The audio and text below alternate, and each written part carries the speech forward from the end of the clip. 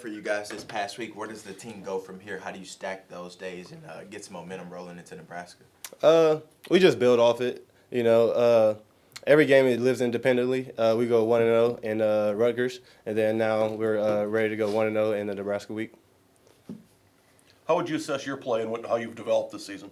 I would say I got to do a little bit better job of being more consistent, but I think I've made a stride since last year and making the big play and a few more explosives than I have had, and just continue to go off that.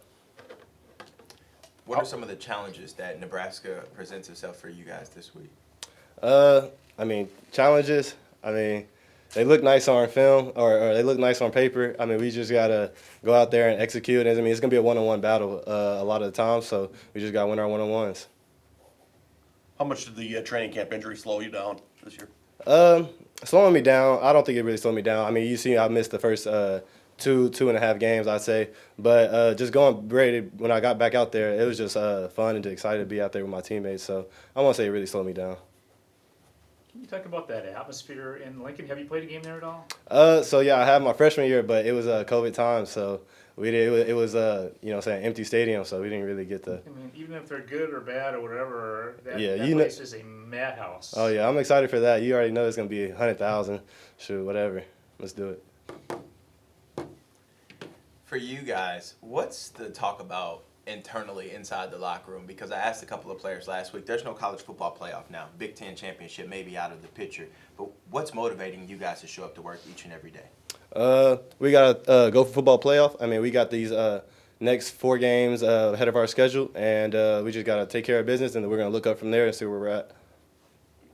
So what things were you kind of able to correct against the game against Rutgers? What was kind of going wrong? What seemed to get you guys over the hump?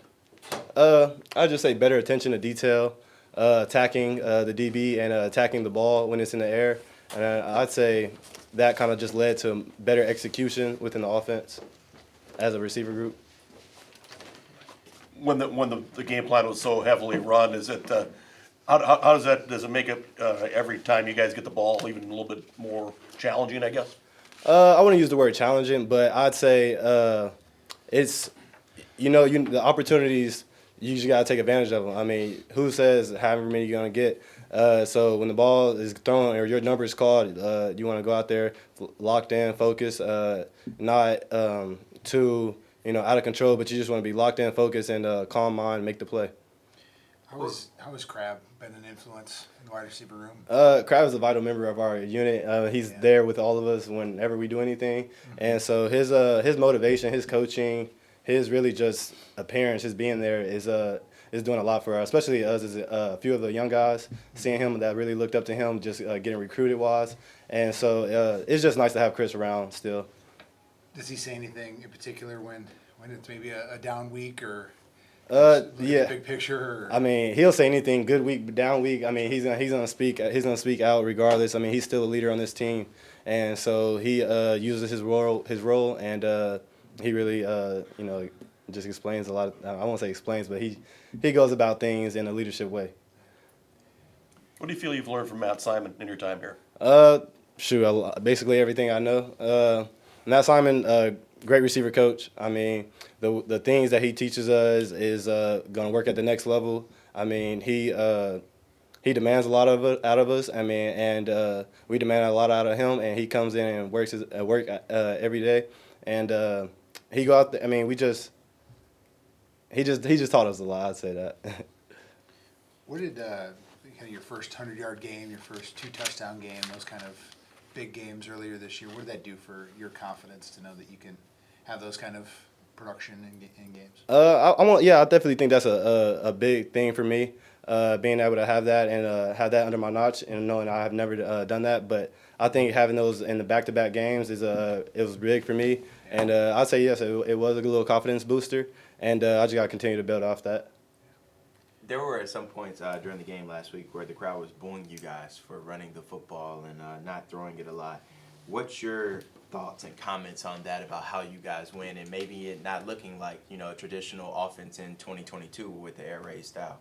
The goal is to win the game, which we did that. So I think, they would have booed us even harder if we would have lost, I'd say. So I mean, you just live on. I mean, you play football. They're not playing. We're playing. So, you know what I'm saying? We just continue. I mean, we got a whole another half to play. So that's what we was really locked into. Is there a point of pride in the receiver room to kind of raise your guys' level? I'm sure that's kind of the way it is always, but Yeah, no, definitely. We break it down on alphas every day, and we gotta uphold that, and we know that ourselves, and we demand a lot of ourselves. And we drop a ball or we have a bad day at practice or something like. I think we all we'll get down on ourselves, not down, but we'll expect more out of ourselves than probably maybe the coaches. So I mean, it's never like a disappointing thing, but you know what I'm saying, it's always okay, I gotta get better at this, or I gotta get better at that. And we hit ball drills every day as a unit, so we're just constantly working, I'd say. what did Ethan show you at Penn State? Ethan showed me that he can handle in Penn State's environment, especially being his first start. Ethan showed me that he can handle the adversity. He handled the crowd. He handled the game plan pretty nicely. I think he went out there and was very poised, and I think he played pretty good. Playing in front of that crowd, what does that do for you going into a place like Nebraska? Like I kind of said earlier, the crowd really doesn't. I mean, the crowd it's definitely fun to play with in front of 100,000 people, but you're always locked into the next call. You're always locked into the next play. You gotta stay in the moment, and you can't just let the outside noise just kind of dictate how you behave. I know you guys aren't in the same room, but what sort of influence has Mo had on you during his time here? Mo he's the standard. I mean, he shows really everybody like how to go about practice, how to go about adversity, how to go about, you know what I'm saying, just playing in the game. You know what I'm saying? He's always attacking. I mean, he's a full go. I mean, it don't matter. He looked down, he's not. But I mean, Mo he's a great example of how to play the game of football. Anything else for Daniel? How was Tanner came back last week? How did you feel his performance was, and just as a leader, what did he bring to that game? Tanner, he brought a lot of energy, I'll say, back to the game. And him being out there, it was very nice to have Tanner in there because a lot of times we like to be on the same page, and he was delivering balls that was very contested, and he put in the right spot perfectly where only I could get the ball, or whoever could get the ball. So I think he went out there and played really good his first game back after the injury. How would you describe the influence of your parents on your athletic career? My parents, they like my coaches. They have strived for me to be great. They've always been in my corner. They've coached me. They demanded a lot out of me. They raised me to be really just a great man and go out about everything with a positive attitude and really just communicating with people. I feel like they did a great job of teaching me, you know what I'm saying, people skills and how to talk to people and just manners. And I think, and especially athletically, they was always there at the games and just having the support behind them. It was just really nice. Were you close with Jafar?